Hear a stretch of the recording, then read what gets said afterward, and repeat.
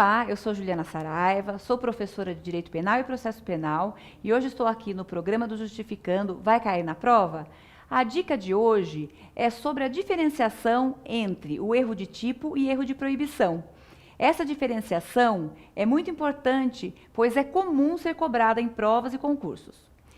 Vamos começar então identificando a localização dentro do Código Penal de cada um desses institutos. E geralmente a dúvida ela é comum por quê? Erro, né? Então, quando a gente escuta a palavra erro, dá a impressão que só existe uma modalidade de erro. E não, existem várias modalidades de erro, e essas que nós comentaremos hoje aqui na dica, elas são as mais relevantes. Bom, o erro de tipo, ele está localizado no artigo 20 do Código Penal. Vamos começar pelo próprio nome, erro de tipo. Se o nome já diz erro de tipo, possivelmente você já deve fazer o link ao elemento tipo, tipicidade. Lembrando que quando nós aprendemos, quando nós estudamos o tipo penal, os elementos do crime, uma das regras é aquele estudo analítico do crime, em que o primeiro elemento é a tipicidade.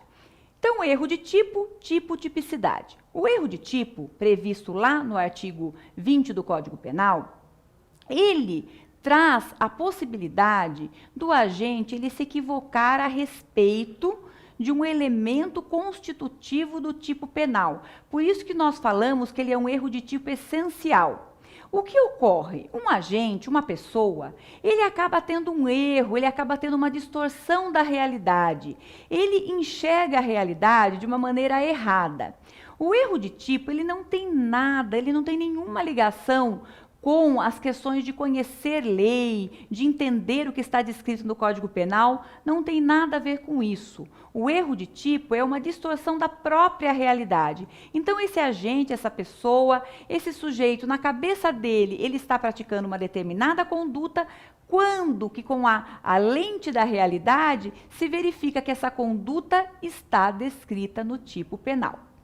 Bom, para que eu possa elucidar esse caso, eu trago uma situação que ocorreu numa cidadezinha chamada Cruzeta, no Rio Grande do Sul. E lá ocorreu um fato muito interessante. A cidadezinha é uma cidade de interior, pequena, onde a taxa de criminalidade é praticamente zero. Um delegado que foi atuar nessa cidade observou que na praça dessa cidade existiam alguns pés, algumas plantações ali de maconha no meio das plantas normais da praça. E ele foi investigar aquilo que ocorreu, né? Então ele sabia, o delegado sabia que aquela era uma planta, que era maconha. Bom, e ele chegou a constatar que não só na praça, mas também várias pessoas, um monte lá de pessoas da cidade, principalmente as pessoas mais idosas, elas também cultivavam na sua residência a maconha. Só que, no entanto, elas levaram um susto quando esse delegado apontou: olha, você está plantando maconha, porque para eles plantavam uma planta medicinal chamada liamba. Essa planta medicinal, e tem até um vídeo muito interessante no YouTube sobre isso, até a senhora fala: não, olha, essa planta era muito bom para soluço, era muito bom para isso, eu dissolvia essa planta chamada liamba no álcool e usava para isso, para aquilo. Um outro senhor usava como chá, que era um chá fantástico para dor de estômago. Enfim, observem bem, vamos olhar a realidade, a visão que esses moradores da cidade eles tinham. Para eles, aquela planta era uma planta medicinal chamada liamba. Na cabeça deles, nunca que aquilo chamava maconha, a tão comentada planta. Não, para eles aquela era uma liamba. Eles tiveram uma distorção da realidade, porque a realidade, então, para quem tirasse aquela lupa deles e colocasse lá a lente da realidade, eles tinham plantado na sua casa, eles estavam usando o quê? A maconha. E a maconha ela é proibida, não se pode cultivar em casos aí excepcionais, se nós tivermos agora uma alteração, a questão para uso medicinal, mas que não se encaixa aqui. Enfim, eles com a maconha lá, mas para eles tinham uma planta medicinal. Ora, lá na lei de drogas, nós temos tanto no artigo 28 como no artigo 33, a palavra droga. Então, portar droga, plantar, cultivar droga, vender droga.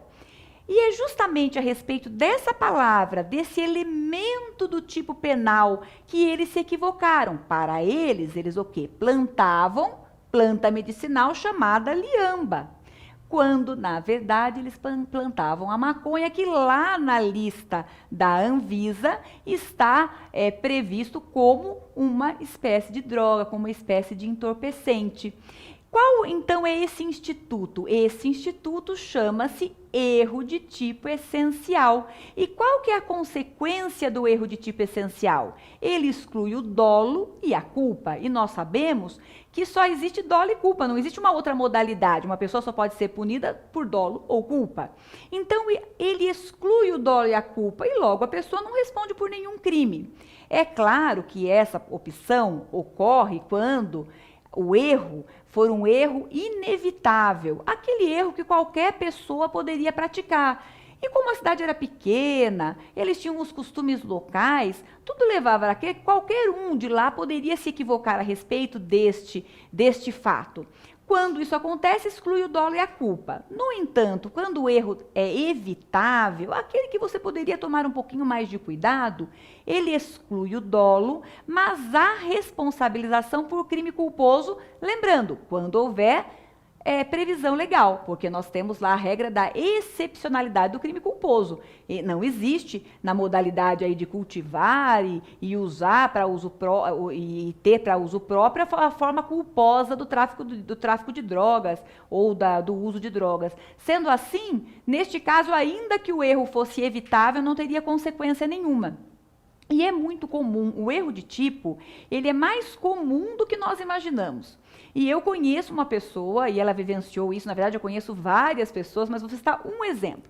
Uma amiga foi viajar e ela foi na correria, tinha uma mala preta e até mesmo porque ela vivia na correria, ela já colocava na mala preta uma fita vermelha daquela fácil de identificar. Bom, chegou lá na esteira do aeroporto, ela foi viajar de avião, a mala chegou, ela retirou a mala da esteira e caminhava tranquilamente para a saída, quando foi abordada por seguranças e a dona, a suposta dona da mala, gritando que ela era uma ladra, né? Enfim, ela muito segura falou, não, imagina, eu tô com a minha mala, né?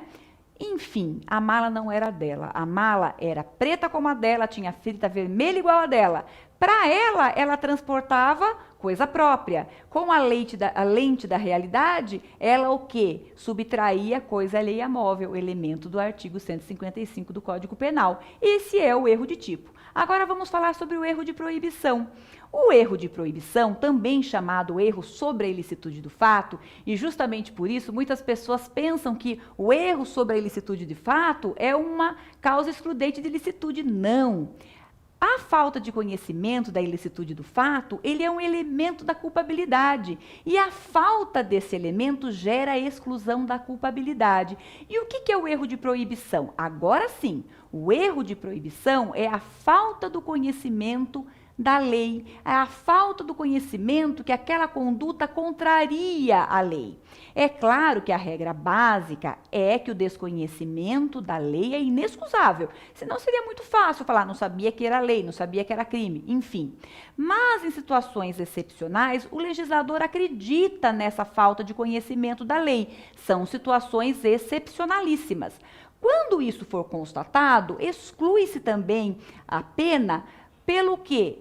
Pela culpabilidade, é uma exclusão pela excludente de culpabilidade. Aqui, ao contrário do que do erro de tipo, ela tem noção da realidade, a pessoa sabe o que ela está fazendo, no entanto, ela acredita que aquilo não é crime. Então, vamos voltar para facilitar para aquele mesmo exemplo que eu dei no começo do nosso vídeo. Imaginemos que um morador dessa cidade soubesse que aquela planta era maconha, mas era uma pessoa muito simples, com pouco estudo, numa cidade muito distante da modernidade, sem acesso a meios de internet, ele pega aquela planta sabendo que é a maconha e ele planta na casa dele porque ele acha que ele pode ter aquela planta para fins medicinais. Ele ouviu, pode para fins medicinais, e ele planta porque ele acredita que aquilo é lícito. Só que, na verdade, ele não poderia fazer isso. O mesmo delegado passa na frente da casa dele e descobre que ele tem aquela plantaçãozinha ali, né? Ele sabe, quando ele vai para delegado, ele fala, não, seu delegado, eu sei que eu tenho lá a maconha, mas eu não fumo não, eu não uso para nenhum fim aí alucinógeno, eu uso para colocar na minha ferida, eu vou lá, aperto aquela e coloco na minha ferida. Então, observe bem, diferentemente do erro de tipo, ele não tem uma distorção da realidade, ele sabe o que ele está fazendo.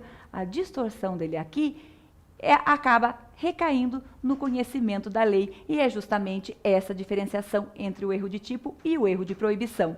E aqui, lembrando que enquanto o erro de tipo, ele exclui o dolo e a culpa, o erro de proibição exclui a culpabilidade. A pessoa não tem pena, ela é isenta de pena. Agora, quando a pessoa poderia ter prestado um pouquinho mais de atenção, ela teria a possibilidade de saber o erro que ela estava praticando, ela responde pelo crime, mas com uma redução de pena. Eram essas as considerações importantes para que você não confunda mais o erro de tipo com o erro de proibição.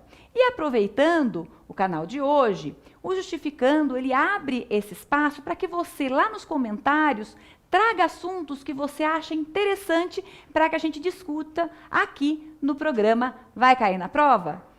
Então, aproveite esse espaço, agradeço a audiência e muito obrigada.